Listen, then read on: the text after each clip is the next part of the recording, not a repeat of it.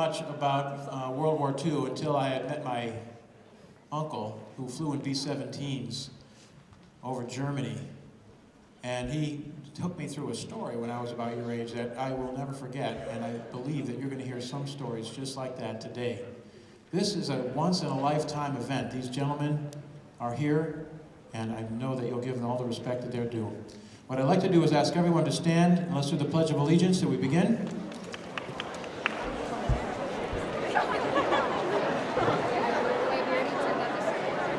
Flags over here on my right, your left. I pledge allegiance to the flag of the United States of America and to the republic for which it stands, one nation, under God, indivisible, with liberty and justice for all. Thank you. You may be seated.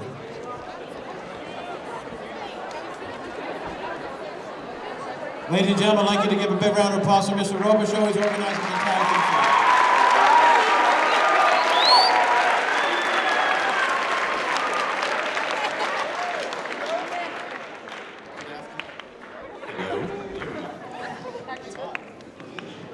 Good afternoon. Welcome to the World War II Veterans Symposium here at Leominster High School. At this time, I'd like to recognize a solemn anniversary here at Leominster High School. For those of you, or us staff members who have been here for a long time, today marks the 9th anniversary of the passing of PFC Jonathan Roberge, who was a graduate of LHS-CTEI and was killed in action in Iraq. At this time, please join me in a moment of silence in remembering this remarkable young man who made the ultimate sacrifice for his country.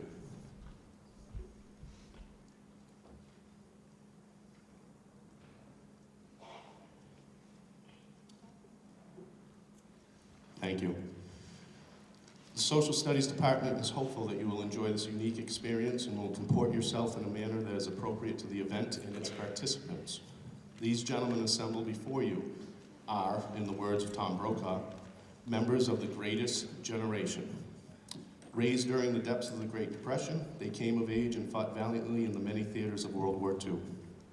Although they may not wish to be referred to as such, it is my sincere belief that they truly are American heroes. Today's event will be moderated by Mr. Charlie Valera. Charlie has always had a fascination with World War II and its effect on soldiers and their families. A historian of World War II since a young age, he grew up watching war movies with his brothers and has visited major war museums in London, Boston, Washington, and other parts around the globe. Charlie and some of his featured World War II veterans have shared their stories on TV, radio, in newspapers and magazines, as well as through online publications across the country. Charlie is a published author, a commercial pilot, a realtor, and public speaker. He is the proud father of 2 boys and husband to his lovely wife, Cheryl. They live happily here in Massachusetts with their dog, Frankie, and their cat, Ben. Please give a warm welcome to Mr. Charlie Valera.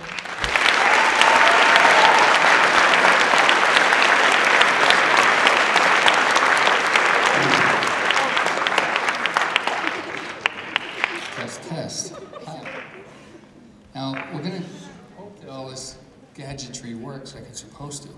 And I just have a few notes that we're going to go over. These are just my notes. Actually, no. This is to scare you. This was the manuscript. So when I first started writing this, that's about what the full book looked like. And if anybody has any interest in learning how to write a book, come and see. So good morning. I trust you all had a nice warm meal and got to sit nice and comfortably in a nice comfortable chair. That's going to change pretty soon. We're going to turn the hands of time back a little bit to the early 1940s. And I probably should introduce our guests here first. To my right, we have Captain Bill Purple.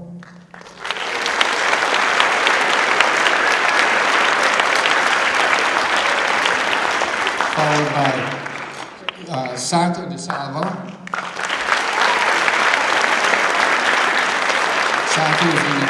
Santo was in the U.S. Army. And then to his right, we have from the U.S. Navy, Rafael Godin.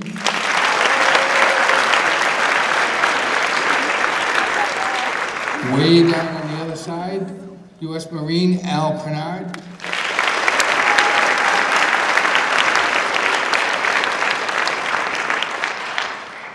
U.S. Army Charlie Sanderson.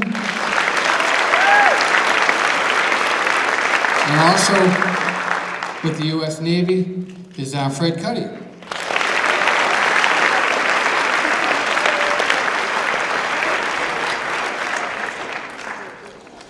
So as you know, I'm Charlie Valera, and I'm the author of this book called My Father's War, Memories from Our Honored World War II Soldiers.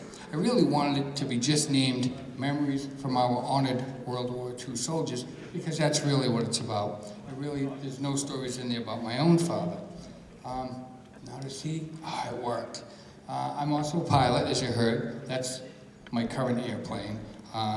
It's a lot of fun, and it's always trying to hurt you. But if you have the opportunity to learn to fly or get up in a small plane, you want to take that opportunity. My son, actually, one of my sons graduated here from Leominster High. He sat in those seats, Anthony Valera. And my wife also graduated from Leominster High. I went to Fitchburg High.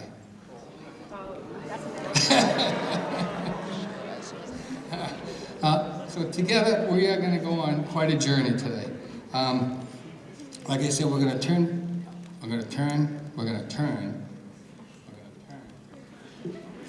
back the hands of time. So we're now back to like 1940. And what was happening at that point was we were just coming out of a depression thanks to what was called the Lend-Lease program. We were building equipment for a war that was going on in Europe. The English needed aircraft, they needed vehicles, they needed ammunition. As a result, that basically got us out of the depression. And now people were able to buy food and have clothes and get all the beauties that they were hoping to have for their families. Unfortunately, the winds of war were kind of blowing at us from both sides. We had the East and the West, the Pacific and the Atlantic oceans where, like I was saying, the winds of war were blowing at us. And it was just a matter of time before we get sucked into that war. Then Adolf Hitler decides to walk into Poland. So there's a photo of him actually taking over Poland. This morning, I got an interesting email. Apparently World War II is still ongoing in Europe because Poland, as of yesterday, has made it illegal to say Polish death camps. You'll go to prison. If you use those words together, Polish death camps, or if you write about it, you can go to prison. That's effective yesterday. So maybe the war kind of isn't quite over for some of them. And unfortunately, there's a lot of downside to taking away your freedom, freedom of speech. And you can, well, that's a class in and of itself. But those three words put together, thanks to him walking into Poland, has changed quite a bit. So he walks into Poland, and the Japanese are walking into China. They're pretty much taken over. It's just a matter of time. My story and how I got here starts with this guy. That's my dad. That's the best picture we have of him in uniform. And I didn't know very much about him. We had 4 boys. We didn't know much about my father's war efforts. And after he passed away, it was probably 10 years later, I got a copy of his, look at that, huh? Technology. I get a copy of his discharge papers. Now, one of the things it's going to show you on those, I didn't even know how to read that, but it'll tell you about how long he was in the war. He was a soldier in the war as long as your high school years, just about 4 years. So, like most of these guys, they spent either their high school years or just out of high school fighting the war. You know, we hardly knew about these things about our own father. And then at some point, oh, are you kidding me? There it is. we get his medals. So it's nice to be able to have his medals, be pretty proud of the old man, and get to see what he did and how he lived his life. It was a very important 4 years. There we go. So, 70 years later, I decided, we need to kind of get some kind of stories from these guys. Let's find out what was their life like. How did they, look at them.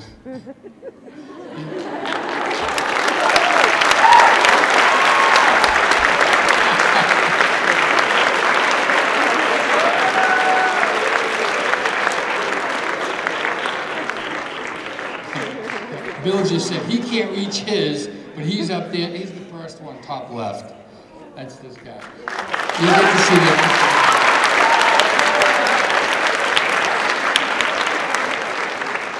Raphael was actually a substitute teacher here at Leominster High. He, after the war, he got his teaching degree, learned how to be a teacher here and also at Monty Tech. We'll get into that later. Back to the story. So my concern was there must be other people my age and guys that are like me that want to know about their fathers, or maybe about their grandfathers, or in your case, maybe some of your great-grandfathers.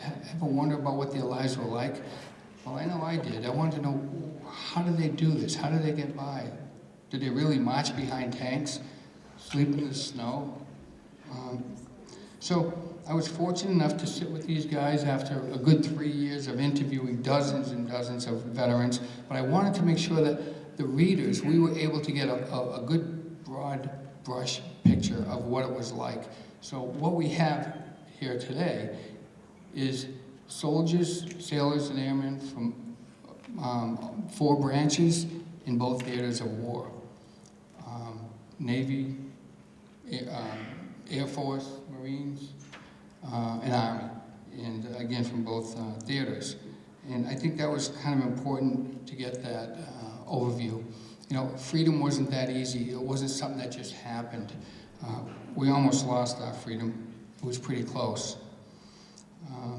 There were 16 million Americans that fought in World War II. 16 million. Of the 16 million, 500,000 died. Almost 500,000. Amazing. And we don't know how it affects their family, their family's family. To grow up without your uncle, your father, grandfather. And so here we are 70 years later and we're still opening doors. To us, we look at these black and white clips on YouTube and the History Channel. But to them, they made up the life that some of us call my father's war. They were there. So, back to our journey a little bit. Yay. December 7th, 1941. The United States is attacked, as you probably know, by Japan. So now we're forced into war. We have a war going with just Japan, and we have a lot to worry about because their aircraft have been sighted off the west coast of California and Washington, up in Alaska. So there's a lot happening.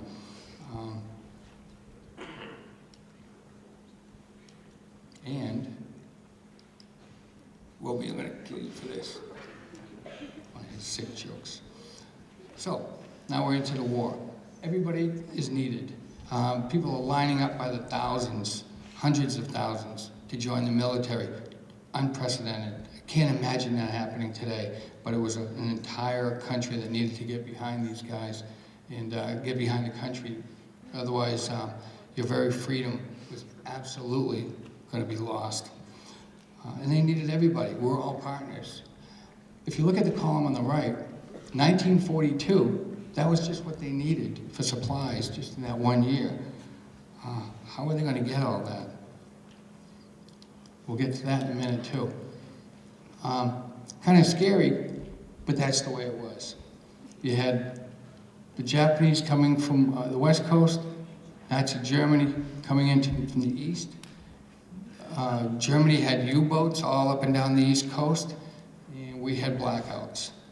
It sounds unbelievable, but that's what these guys lived through, and why they either enlisted in the service or, I remember talking to one of them, and he was Santo, and I said to him, so you got drafted, what were you worried about? He said, I was worried I wasn't gonna pass. I wanted to make sure that although I was drafted, I was still eligible, that I would still be physically fit and smart enough to do whatever the job was that they needed me. So it wasn't like, oh, geez, I got drafted. It was more of an honor.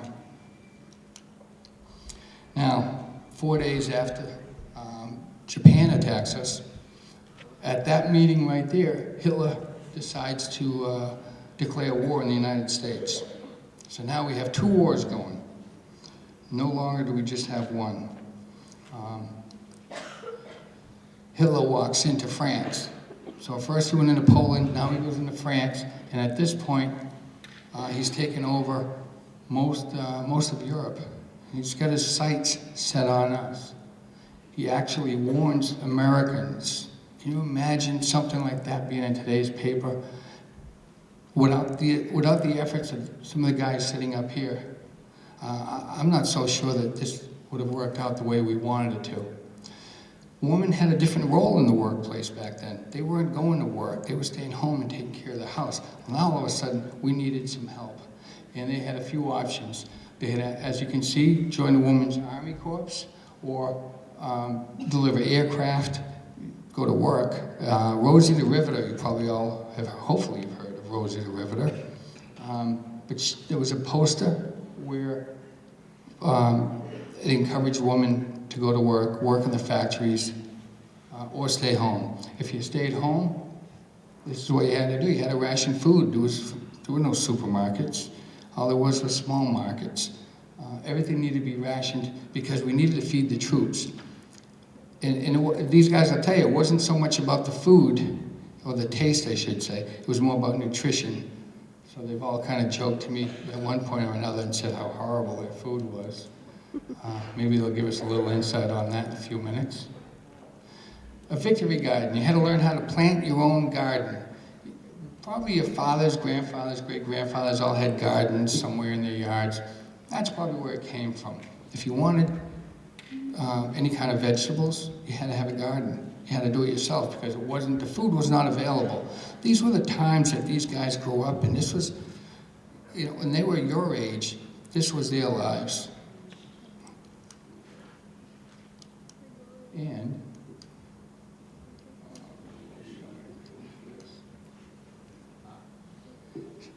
now this is kind of interesting because everything had to be recycled. Cans, I don't know if you can read the bottom, but it basically says you had to take the can, you had to clean it out. It was recycling.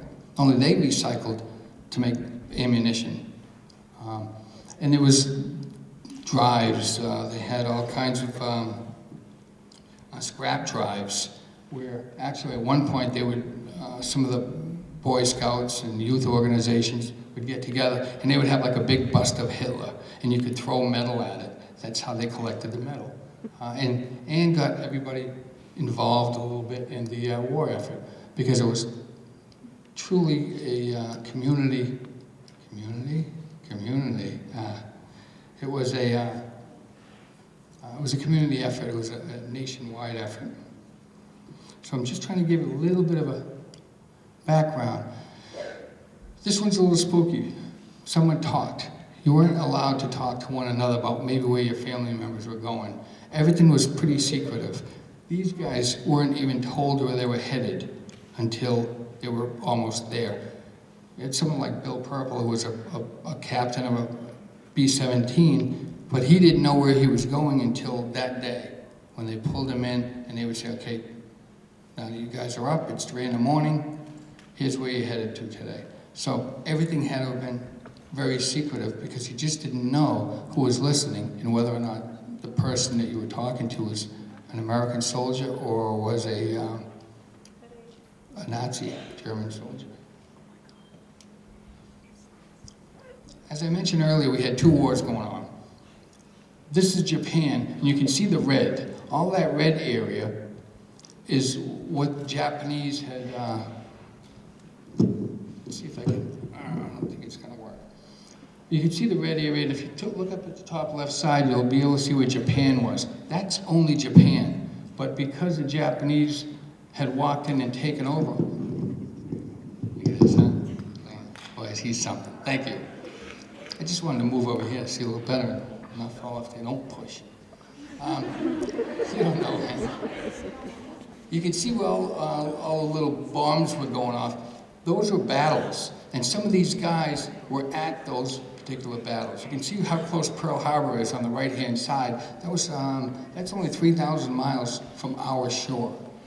And you'll see Midway, Wake Islands, Solomon Islands. Al Pernard was at the Solomon Islands, as well as some of the others, some of those other major battles. That was what we were looking at in Japan. Now in Europe, this is a picture of Europe before World War II. So this is probably like 1922, it was between the two wars. And take a look at, if you see where USSR is, you'll see that line for the Soviet Union. Top right hand is Moscow. And if you were trying to find Stalingrad, it would have been to the right of that map. It's not even on there yet. The point I'm showing you this, the reason I'm showing you this, is because this is what it looked like once Nazi Germany took over. The line is still there to the left of Russia, just a little bit to the right of Poland. And you can see that Nazis had taken over most of Europe. The only thing they needed left was Great Britain. And after that, it was pretty much over. So we needed to make sure that we could supply Great Britain with everything they needed. England needed all the supplies and troops we could get them. Half of these guys ended up in England and fighting from England. This is, I took this from a TV show, Man in the High Castle, I believe, and it's kind of based on what would have happened had we not won that war. And this is the way they were looking at it. Pretty scary to look at, but it is what it was. Was what it was. So, back to my notes. What I'd like to do, Bill, purple, is, yeah, that's you.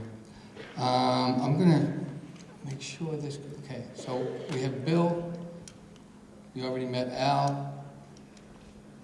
These are the guys when they were just enlisting.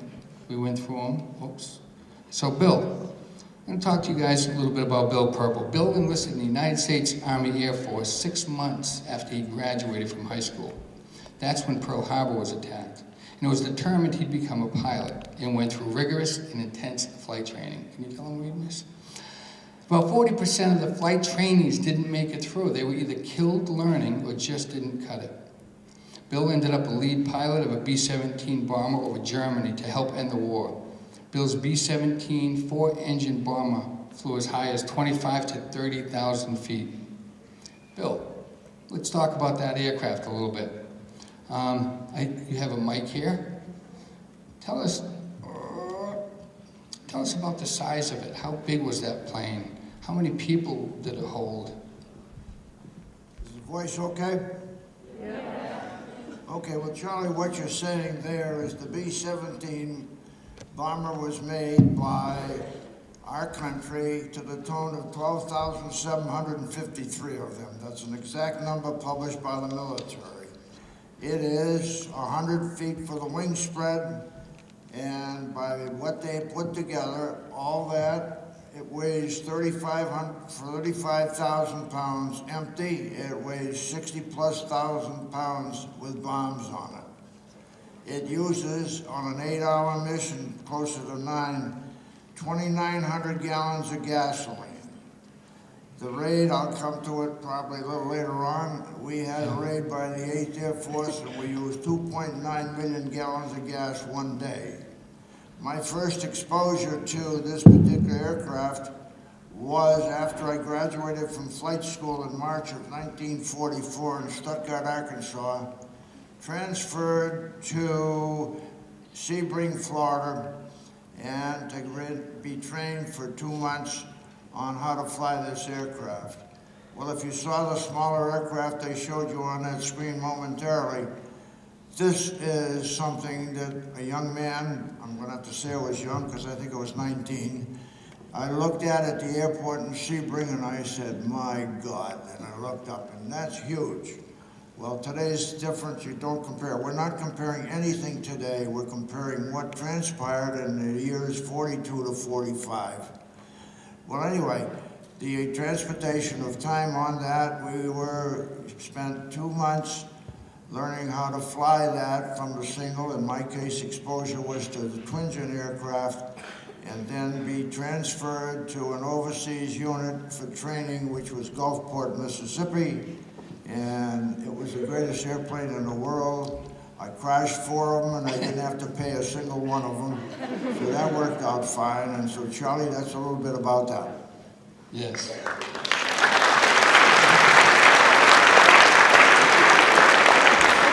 All right. So, Bill, you talked that you crashed 4. There was one, I know you crashed 4. There was one time that you and I had talked about having an engine fire. Kind of similar, I would imagine, to that photo up there. I didn't take that from as you were. What about Hamburg? What about I think Hamburg? what he's asking me to talk about is my 4th mission over Hamburg, Germany. We ended up with an engine fire on number 4 engine. Number 4 engine is you're sitting here, 1, 2, 3, 4. The outer wing one on the right side. Huge fire. We're about 25,000 feet in the sky. We had finished the bomb run. We didn't know what to do with it. I personally didn't. My co-pilot didn't either, because we're looking at it and say, that thing can reaches the gas further down on the wing. We're going to be having cooked hot dogs for lunch or something. In any event, I decided that we'd stay with it for a little bit, and we did. I put the aircraft in what status of this type. I put it into this type here in a dive and fell away 15,000 feet to take and keep the fire flying on the right-hand wing away from the gas supply. We ended up, it fortunately went out on about 10,000 feet. We had an engine loss. However, we did get back to England safely that day as a result of it, and part of that is all what we would see daily, in and out, no matter what you did. Glad you made it. I'm glad you made it. That on February 23rd, I believe, 1945, you were part of that mission. You and I have talked about, there you go. Do you remember that mission? Well, all right. We want to play that game? Yeah, let's play that one, just for a few minutes. Okay, this we'll try to make fast. On February 3rd, 1945, the 8th Air Force, which consisted of 3 bomb divisions, the first was B-17s, the second was B-24s, and the third was B-17s. Each one of those units we were able to put in the sky that day specifically for a target to Berlin, Germany. It was February 3rd. It was the largest single air raid that ever took place going to Berlin by itself with 1,000 aircraft. It took 1,000 aircraft in what I consider formation, and visualize this. You got 3 airplanes here, you got 3 airplanes here, you got 3 airplanes here, and you got 3 airplanes here. That's a squadron. There's 12 of them. You got that same thing over here as a high squadron, you got the same thing here as a low squadron and a diamond. So each air base was capable of putting out 34, 36 aircraft.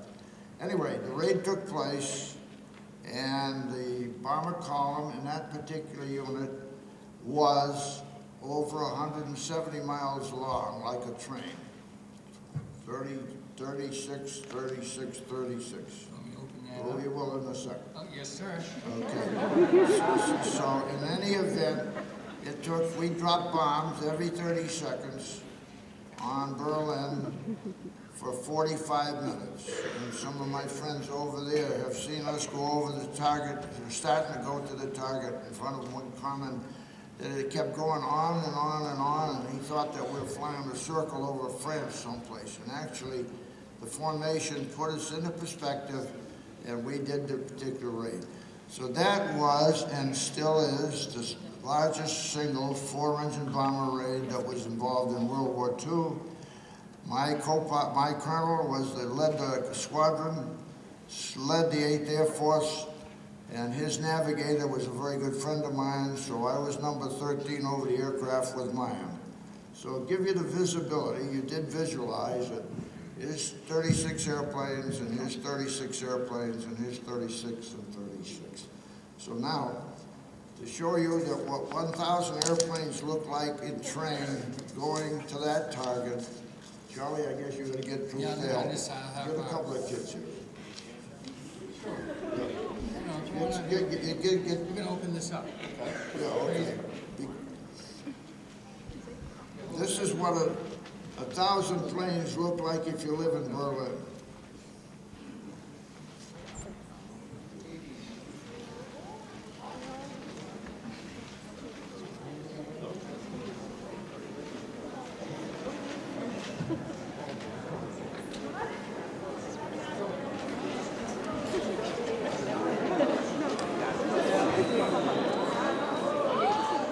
Okay, what you don't know is that's only 500. Visualize the poor people in Germany, and I, to this day, feel sorry for them, because that's what 1,000 plane raid was, and the largest raid that I ever participated in. And that's a lot of airplanes. Where did we get tomorrow's gasoline? Where did we get tomorrow's bombs? Wherever. Kept going on it for our bombs group flew 330 missions. We lost in the 8th Air Force 30,000 people, which is 3,000 of these. So put that in the back of your mind. That's what an air raid was that day. Now, how do you put that together? We did, daily and daily. Everybody had in the military their own spectacular things. This is the one that I think lives the most for me. There is a newspaper dated February 3rd about that raid. Legitimate. There it is, Charlie. That's pretty amazing. Thanks for sharing that. Now,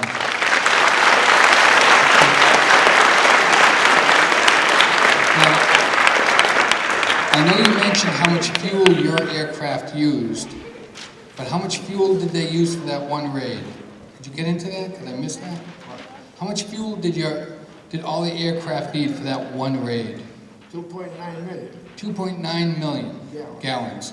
And you were going to fly again tomorrow, and probably the day after that, and the day after that. I have flown 3 missions in 3 days. I've gone 5 days or 10 days, whatever it might be. But where does all the supplies? You know, that alone is amazing.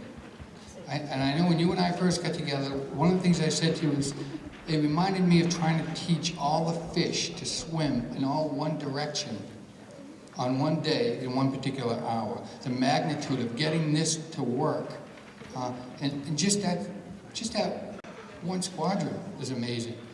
The other fear is England in the Midlands is about the size of Massachusetts.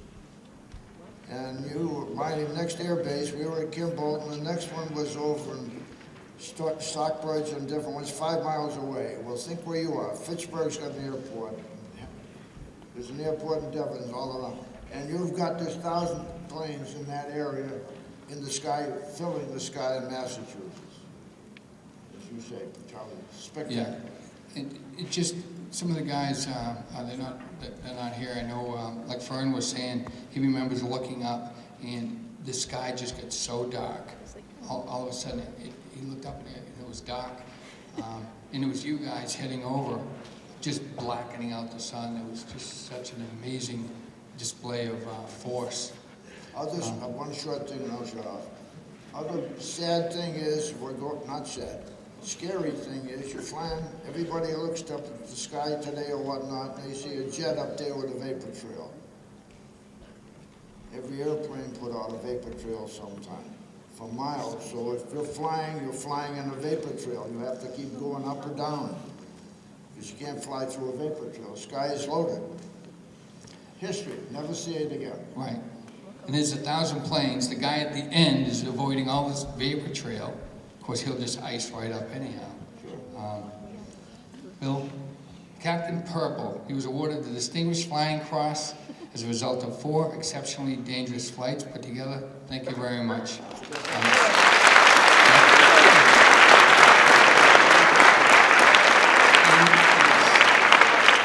As well as the Legion of Honor. Would you like to tell us, explain? Okay, this one here is the Legion of Honor issued to me in the year 2013 as a result of history. It's a French medal.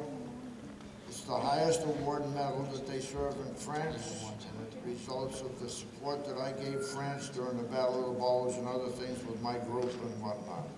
So it was presented to me in orange by the French consul, signed by the French president, and many things. So, play the game. There you go. Next on our list is a friend of mine from the old neighborhood, a guy named Santo DeSalvo. Santo was drafted when he was only 20 years old. By the time he was 21, he was awarded a Purple Heart for being hurt badly during a fierce battle in San Pietro, Italy. A week before Christmas, when he was 22 years old, DeSalvo was also awarded the prestigious Distinguished Service Cross for, and as it says in his citation, for extraordinary heroism in connection with military operations against an armed enemy. Basically, they were all pinned down. He rose, drew enemy fire upon himself, and captured the enemy encampment, sort of. And what happened to you? It chewed you up, old boy. Oh. Okay. So, well, I had my slides are out of order here, but so Santo, can you tell us about how far you traveled during the war? I know you, of course, you were in America, and where did you go from here? Because I think you had quite a few areas you traveled to. Would you like to tell us about it? Okay. After finishing basic training, I was sent to New York and shipped overseas to North Africa. I joined my outfit 2 days after they made the invasion of Italy at Salerno. Later on, when we battled a few times, the worst one we had was in San Pietro.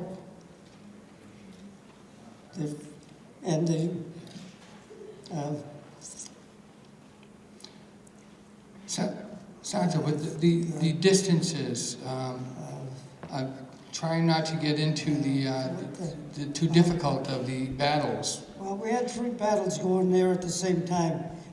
One was the Rapido River, and God, when you want a word, you can't find it. All right. But anyway, I was wounded in the Battle of San Pietro, and that's where I earned a Purple Heart. So I landed in the hospital, and that's where I spent Christmas. Santo, when you traveled all throughout, I know you were in Italy and then you went to France. How did you get around? Did you guys go around in an air-conditioned bus? To answer another question, as far as the distance, Yeah. however far it is from New York to North Africa in Oran, Algiers, were 2,000 miles, 3,000? I have no idea. It took 10 days to get there. And from Oran? After that, I joined my outfit, the 36th Division, after the invasion at Salerno. And from there you went to, from Italy you went to France? On an invasion into France? I can't hear you. Hold on. You went to an invasion into France, right? That's after I was able to rejoin my outfit after recuperating, and that they came back from Rome, and we practiced for landing at the beaches for getting ready for the invasion of southern France. And so that's what we did. And we went over on both LCIs and LSTs, the small ships. And we landed just below Marseille. And we maybe advanced maybe about, I don't know, 50 miles or so before we hit any real trouble. And from there, we just went on and town after town. And when we got to the town of Middleware, France, which was in the Alsace-Lorraine part of France, which I think was still under the rule of Germany from World War I. And there we were pinned down in our foxholes by a machine gun. So we couldn't just stay in the foxholes forever. So we got the idea of shooting fire grenades at them. And after shooting 7 grenades or so in their direction and didn't hear the shots anymore, I waited a while and then I crawled over there to make sure that there was no one man in that machine gun. So when daylight came, we all got out of our foxholes, continued on, and took the town. That's the life of an infantryman. This is for what my he did. bravery, they gave me the Distinguished Service Cross. Fantastic.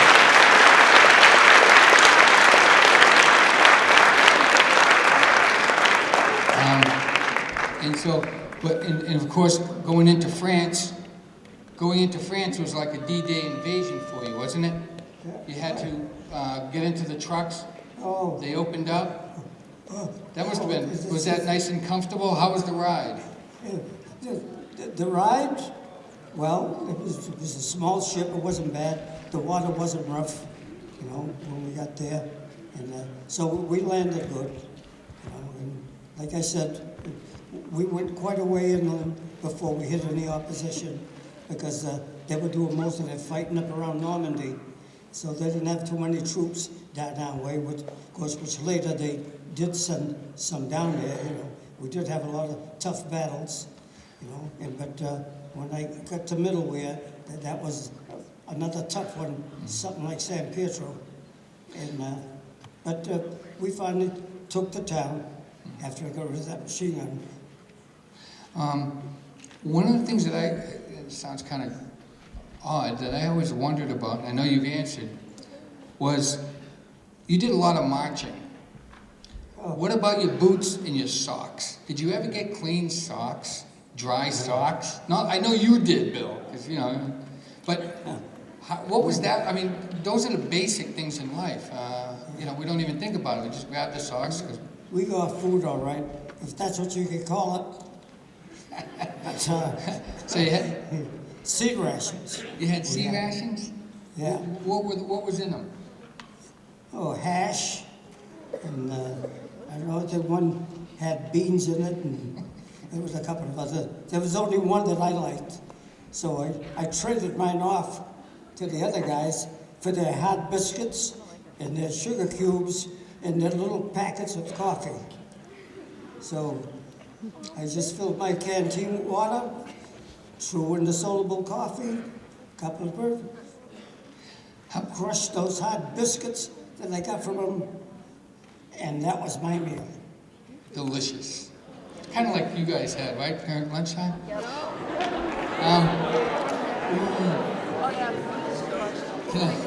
ahead.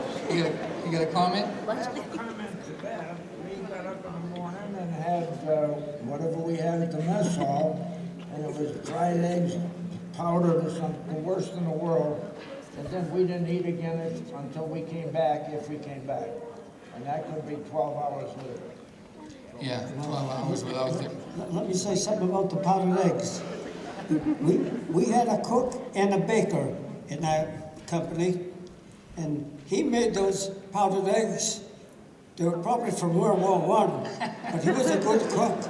And he made them taste good, because I think he put milk in them and everything. And the baker built the nicest cake you ever saw. And although I didn't like cake, I just gave mine to one of my comrades. And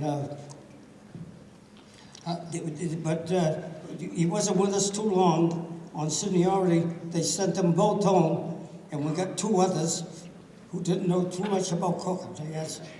And we never got those meals again. How about sleeping quarters? Did you have a nice comfortable bed every night? How was that? Oh, sure.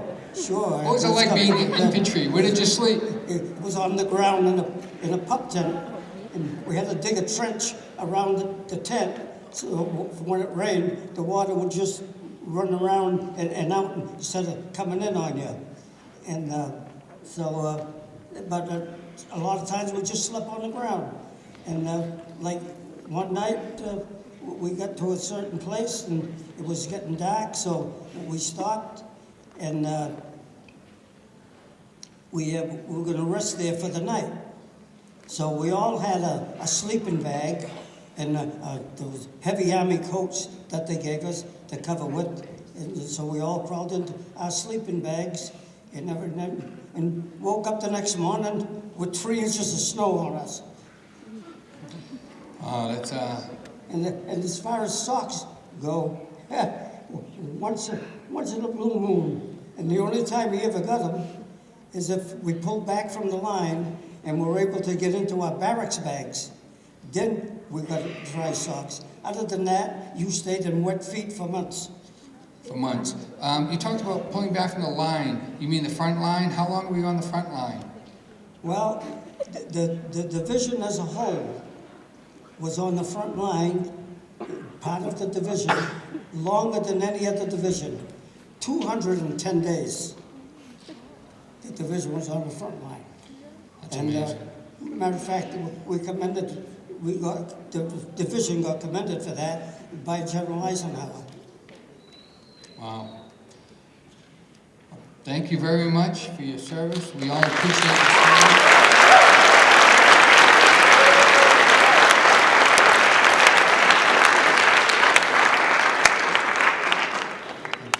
Let me get this in the order that I want it.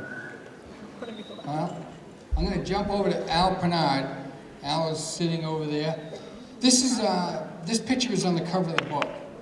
And I know Al just can't wait to point out where he is. Let's see. Al he always said, I'm the guy with the nice tan.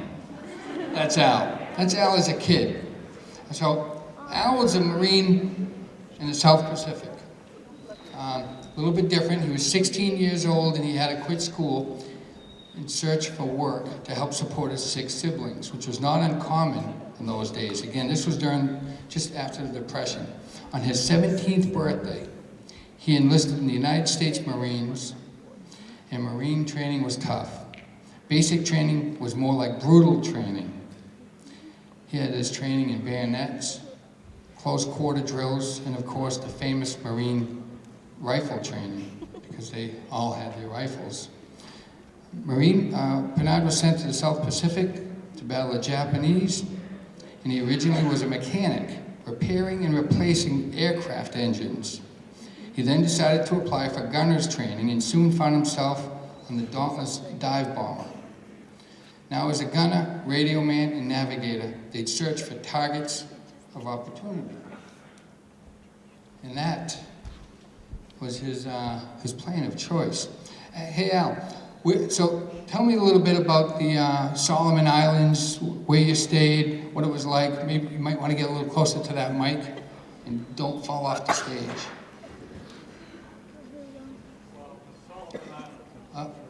Southwest Pacific. How come this, try again, a little closer. Solomon Islands? Solomon Islands, can you guys hear him? No, Solomon Islands. Test. All right, let's switch mics. Equipment. Stand by. Go ahead. The Solomon Islands, of course, are located in the Southwest Pacific. Actually, the Solomon Islands sit almost right on the equator. It's very hot there. In the high 90s all the time, very humid.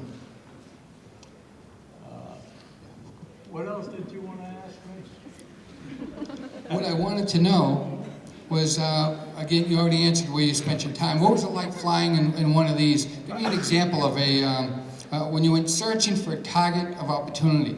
You were in the back seat of this, is that correct? Yes, correct. Okay, so you were this fella back here, having a lot of fun. Is that what, you were going for a plane ride? Was it nice and comfortable? Was it warm, cold? Well, let me tell you something about a mission. There would be approximately 18 planes from our squadron that would be flying in formation. Shortly before we reach a target area, we would climb up to 15,000 feet. That's approximately 3 miles high. When we spotted the target, of course, this is the dive bomb I had. It was a 2-seater, front cockpit, rear cockpit. I had 230 caliber machine guns in the back, and the pilot had 250 calibers up front. He carried a 1,000-pound bomb under the fuselage and a 100-pounder on each wing. He would go into a vertical dive, and he could go into a vertical dive because we had something that was called a dive brake. Most planes couldn't go straight down because very shortly they would be going so fast that they would come apart. But the dive brakes held us down to 300 miles an hour on our dive. The dive would take approximately a half a minute. When we got down to the bottom, about 1,000 feet, he would drop his bomb. Right after he dropped his bomb, he'd pull out, and as he pulled down, he kept going down until he was about 100 feet. Then he would head out towards the ocean. The reason we head out to the ocean was to get away from the anti-aircraft guns. Because Rabaul in itself was found out after the war to have 400 anti-aircraft guns. And the dive bombers most of the time went directly after them, firing at them on the way down, dropped the bomb on them. After they got out and headed towards the ocean, they would, we would have anti-aircraft guns firing at us from mountains on the side, above, some were above us firing down, and we had some, of course, below us firing up. The gunner's job was to keep suppressing fire off the side of the plane right at those guns until you reached the ocean. And you had to worry a little bit about being over the ocean as well, I believe, because they could still get you without having you real close, correct? Well, the thing is that normally when we get out over the ocean, we thought that we were safe because we were away from the guns and out of their range, but we forgot that the Japanese had something up their sleeve. They had shore guns made for naval ships, and they could fire, maybe 20, 30 miles away and hit a ship. Now, they couldn't hit the dive bombers, we were going too fast, but their plan was this. They'd fire out ahead of us, and the shells would go into the water, and then when they exploded, there would be a column of water approximately 200 feet high. And of course, we were only 100 feet high, so quite possibly we could fly right into those columns of water, and that would wreck a plane. Here's a copy of his logbook, one of the pages that I had taken a copy of, showing you, you can see on the right where it says strike, strike, strike, except for once when they had to turn back. That's 1 month's worth of logbooks, 1944.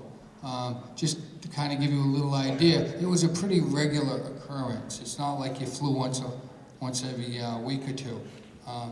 You flew pretty regularly. You had the same pilot, same captain, Bigford, and yourself, Vulcan Crater, Cape Gazelle. This logbook's 70-something years old. Looks like you did almost 31 hours, 30.9 that month. Those are combat hours. Those aren't out like when I go out with my Stardust and nobody's trying to shoot me down. Well, they might be, but at least I don't know who they are. Thanks, Al. I'm going to move through this one here. And I'm,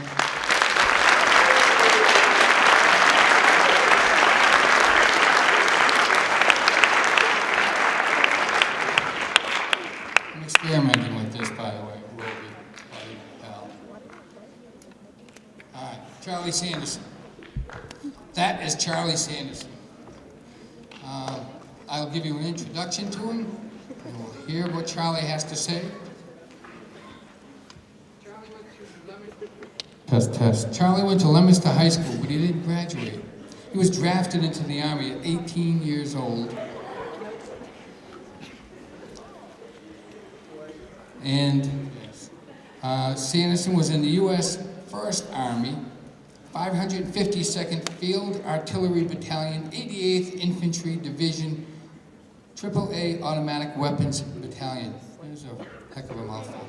He was part of a group needed to fire the 240 howitzer cannon, which, with any luck, yes, that bad boy.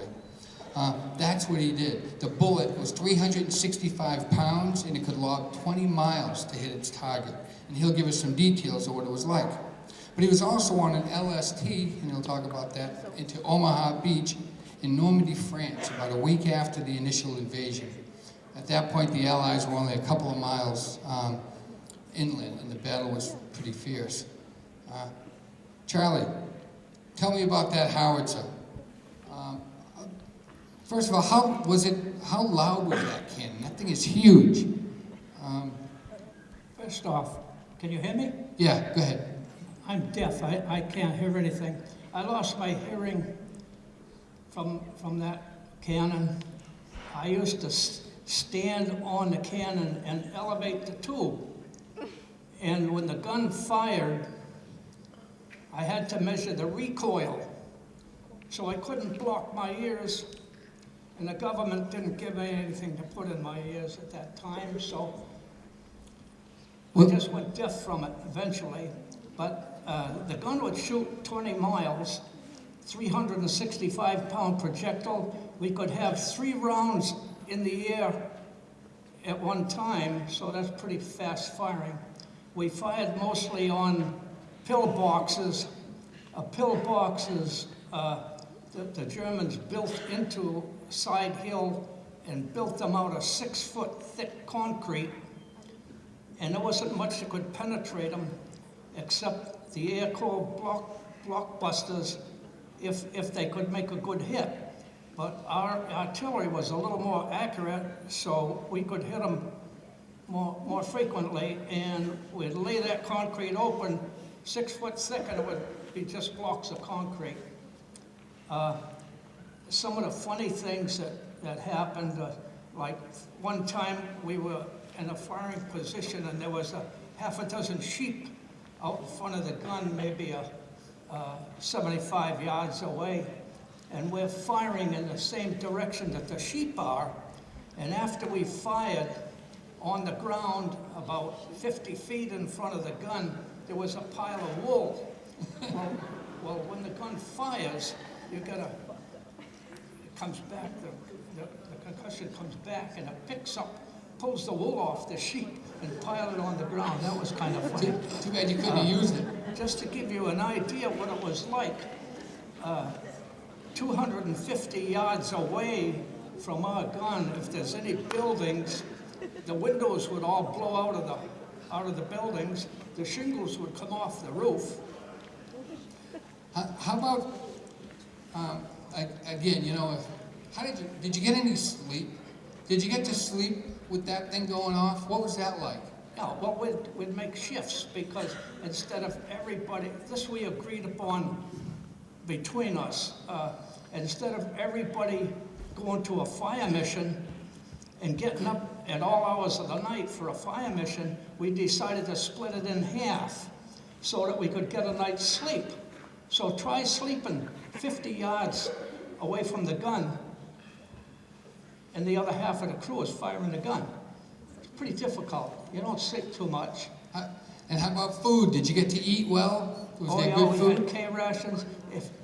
K-rations are like a Cracker Jack box.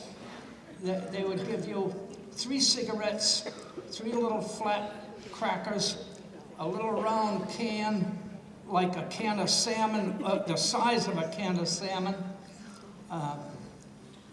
and a little bit of powder so you could put in water to make a drink.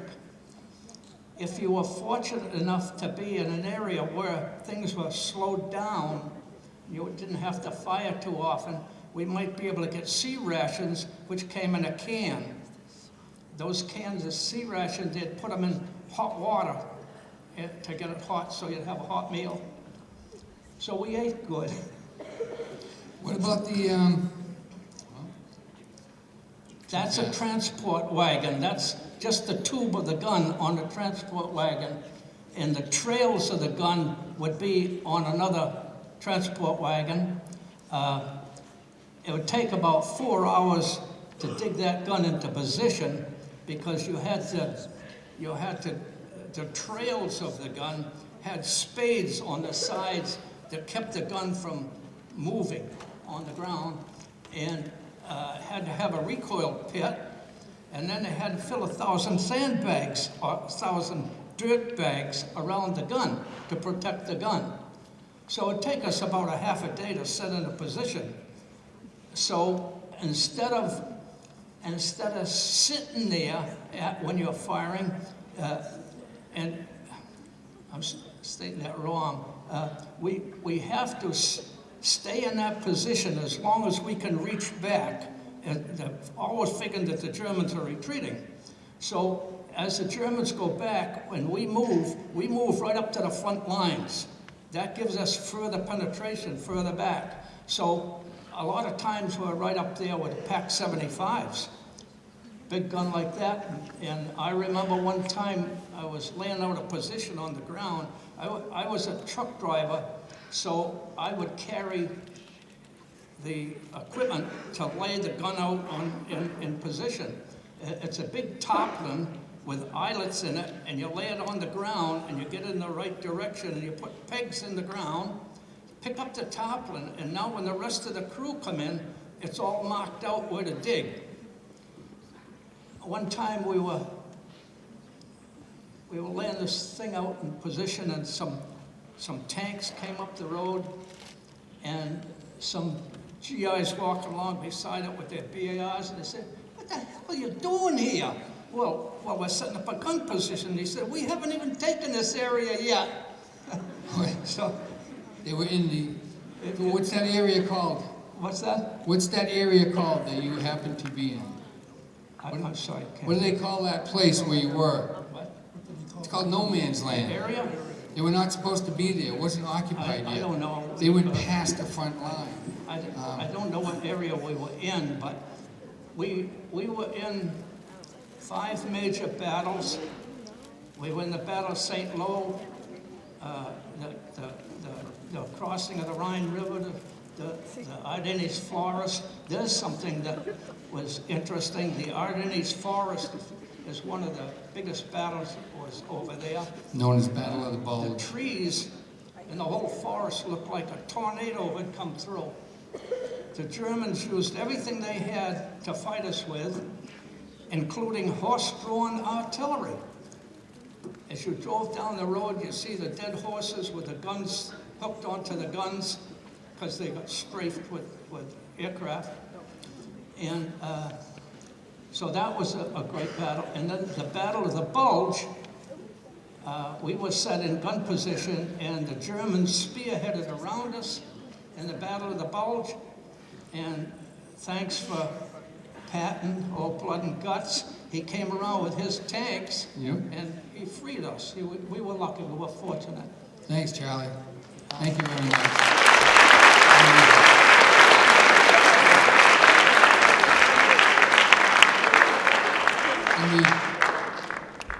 We're going to keep moving. We've got a couple more guys that I want you to hear from. This next one, down in front, sitting in the middle, is Raphael Godin. He was a teacher at Monty Tech. He received his teacher training certification here at Leominster High School. When he was only 17 years old, he enlisted in the U.S. Navy. Raphael was sent to signalman school. He had the uncanny ability to remember Morse code, flag signals, and light signals. This was the only way the ships could communicate at sea. I think I have a picture of him doing that. Raphael, you were on an LST. What was... A large stationary... Hello? Test. Seems like I always get the good mics.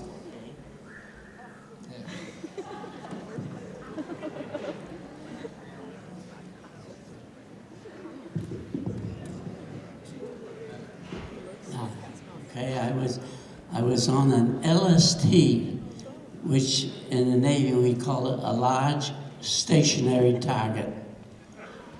Actually, it stands for Landing Ship Tanks. And listening to all these guys, you know, I kind of feel like a small potato compared to what these fellows have gone through, and I'm so grateful that I had it all memorized, you know. But he went right by me, and I forgot it all. So I can only go back a little bit as to what I remember. Where were you on the ship? I was in a signalman, like it shows up there, and I only was in the 8th grade when I joined the service, and when they sent me to boot camp, I didn't do well because you're not too smart when you graduate from the 8th grade. But I liked the colors, and I liked the lights and the excitement of being on top of the ship doing general quarters, and so I did fairly well in the class that I was supposed to go to, and they finally sent me to signal school, and that's how I became a signalman, and I was good at it. So you would give the signals to the other ships to tell them when, what was that for? Well, you did most of the signaling at sea with the lights, and I was good at that Morse code. Why, I don't know. It just came to me naturally, and I'm grateful for it. And that's how they signal. Whenever they would send a signal, it would go all the way down to the column on the convoy, and when the lights would go off or something like that, everybody would turn at the same time. Must have been an amazing sight to see all those ships turn based on you giving the signals to the next guy. Was it they just relayed them from one ship to the next? Is that how it worked? They got their orders from the lights, but they shot up a signal when they wanted everybody to turn on the dot to a certain degree on the compass, and that was it. I know you were involved in 7 invasions or so in the South Pacific, but if you can look at that photo, and maybe you can tell us a little bit about, now you were in ship number 740. You can see it's marked way up top, 740. Yeah, you can read that. The top LST That's right. is where you were sitting way up top in the conning tower with a great view. The Japanese would come down the row, and they would shoot all the ships all the way down. But when they got down near the end, they either ran out of bullets or they didn't turn, and they never hit us. So they didn't continue around the bend No, to take out 740, yeah. but they were shooting at all these. What was going on while they were shooting at them? Praying. Praying, a lot of praying. I bet there was. I was scared, right? Yeah, you know, on that note of praying, everybody got a little Bible, and it's probably one of the strongest things that kept everybody alive through that period of time was their belief in God or a higher power of some sort to get them home from this mess. So, Now that you bring that up, I come to, when I was scared, I used to say, what am I going to do? And I had a fellow that was a young preacher, and he said, well, put your trust in God. If you're scared, then it'll take away some of your fears. And I did. And I put my trust in God and in His Son. And that, of course, changed my whole life. And I lived that way. I stayed away from the booze. And I'm not putting anybody down for that. But I stayed away from the booze, and I stayed away from the cigarettes and the drugs and the whole bit. And maybe that's why I'm still around here at 93. 93, God bless you.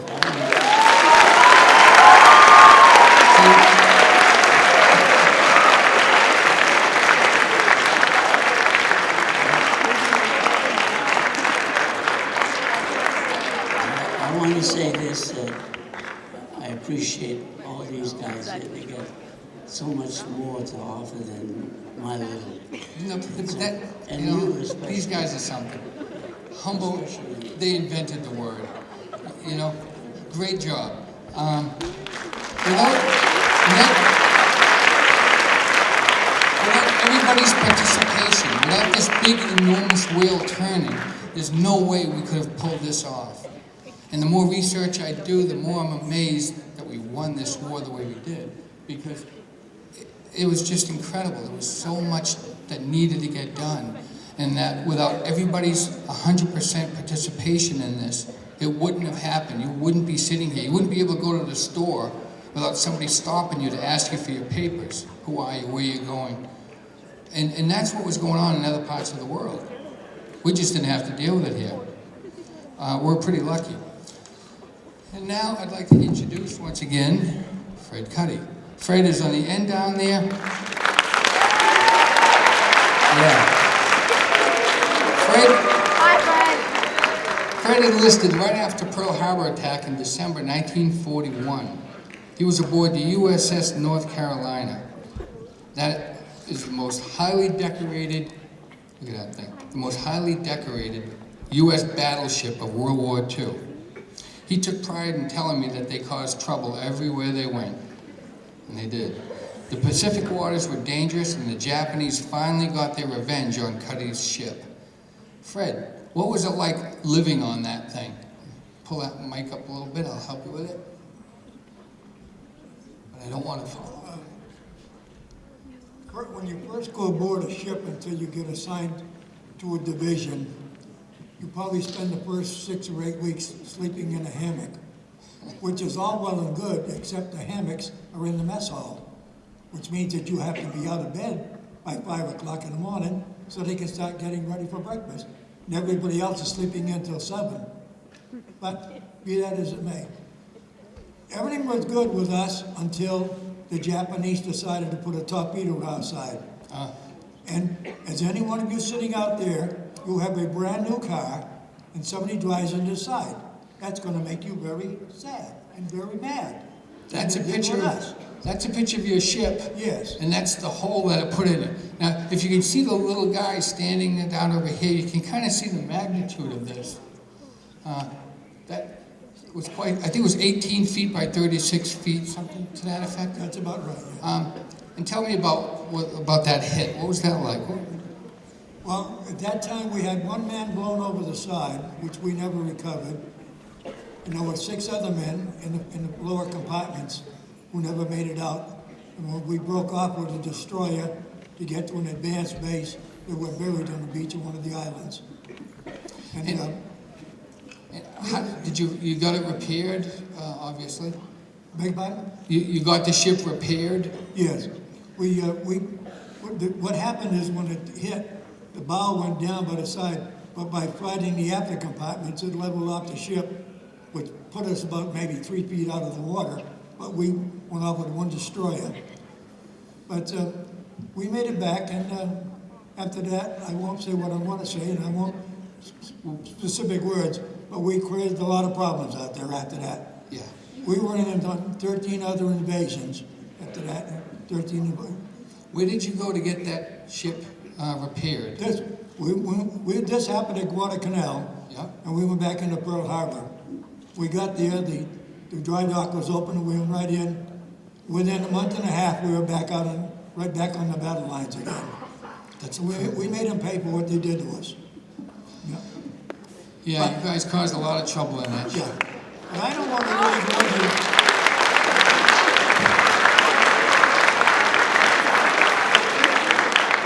On the other side of the coin, and I would rather not go too deep into, because there are some things that I would rather forget.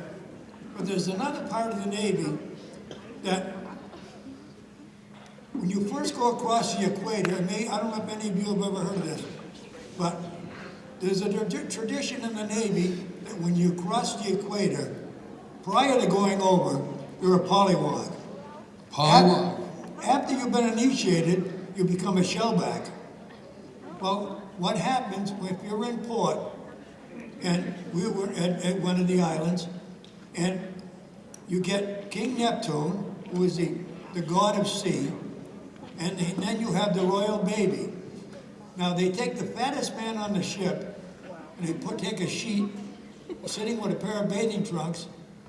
They make him the royal baby with just a sheet wrapped around him. This is ridiculous. King Neptune He's sitting there with a sheet draped over him like a shroud. They take a swab, they cut the handle off, and that's his scepter. And the swab is put over his head with just, and they make a trough, which is probably about 20 feet long. Are you talking about this? There I am, yes. They save all the garbage for a week. And that is put in there, and you go from one end to the other on your hands and knees. If you stop along the way, somebody's liable to be a whack in the butt. Yeah, you kind of can't see it, but there's a guy over here with a stick, and he's giving this guy Yeah, yes. initiation, I guess. That is the initiation. As they went. And when you come out the other end, the guy's standing there with a fire hose to wash you down to get rid of that. And then you go over and you bow to the baby, and then King Neptune gives you his blessing. And then on, you were a shellback. And did everybody get to go through that wonderful experience? I did, and everybody on the ship. You did too? He's been there. And I know, it sounds like it was, Yeah. no, it wasn't. No, it doesn't sound like fun.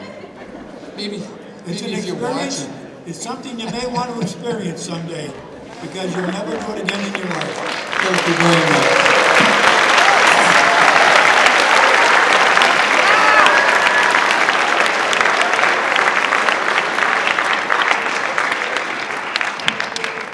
I know I have 13 minutes. How about that? 13. I'll use 11 saying 13. It's fine with the day off. Okay, so I'm going to have to try to move through these quite quickly because we have one other thing to do. As you know, the war came to an end eventually. Fortunately, the attack was to go into Berlin on the German side, the Europe side of the war, was to capture Berlin. So on the west side and the east side, you had our allies, which were the Soviets, and the Americans on one side until finally Germany had had enough and they called it quits. And then we still had to worry about Japan. As you know, we dropped 2 atomic bombs on Japan. We had to do that. The soldiers were worried, as well as their families in the other countries, as to whether or not we're going to be able to withstand boots on the ground going into Japan when they promised to fight to the last breath. When we dropped the first bomb, we had asked them to surrender, and they declined. We had to drop a second bomb and hoping that would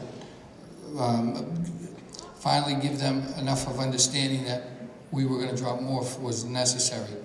I don't believe we had more. But fortunately, they did surrender.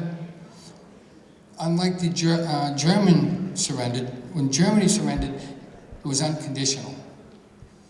Japan surrendered. Their Hirohito, who was the Imperial Army king, stayed in power.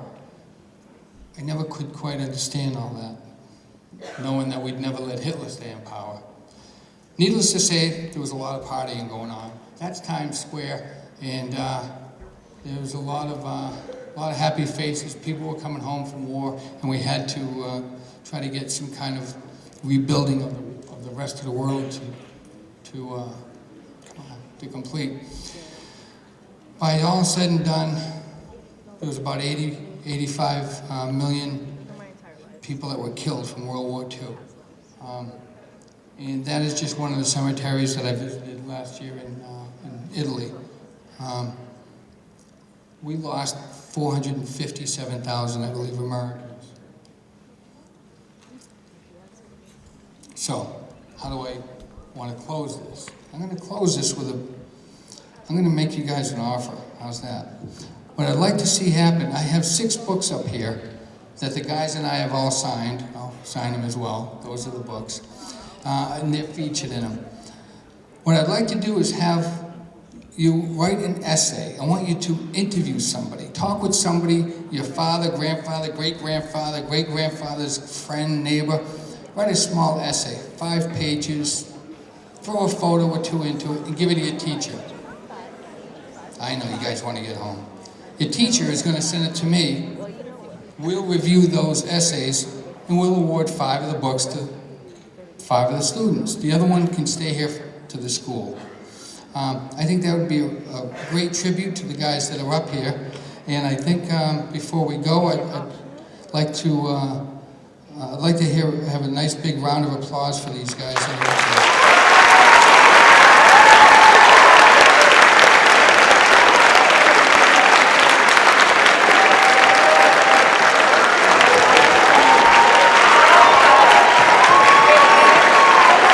You beat that, huh?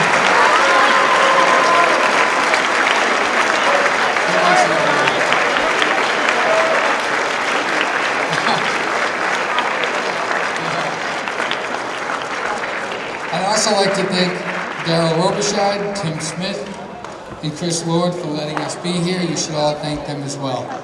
And that is it. I'll let you all go home. Thank you very much. Hold on. Don't leave yet. Hold on.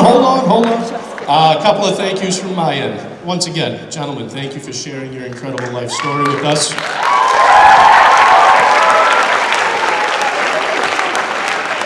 Charlie, thank you for putting this together. Much appreciated. I'd also personally like to thank all the members of the Social Studies Department, Dr. Lord, Mr. Dobzinski, Mr. Bashan, who I think stepped out, Jane Pasco from LTV, thank you so much.